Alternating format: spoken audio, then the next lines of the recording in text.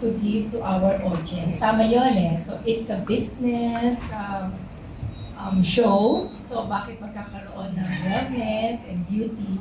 So naisip namin na, yun nga po, sinabi ko kanina, you can be successful business owner, you can have all the riches in the world, pero kapag hindi ka healthy, hindi ka like your balance, mind, body, and soul, so siguro it's useless. No? Everything is useless if you don't have good health.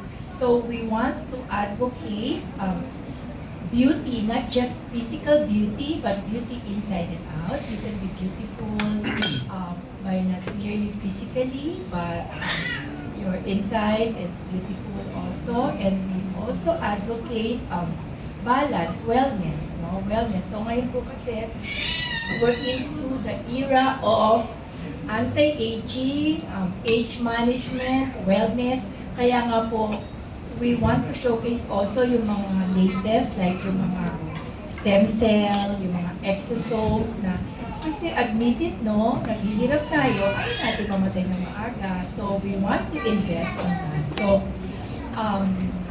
hoping with this segment of entrepreneurs, we can reach more audience to take hold of their health and always feel that health is wealth and age is just a number.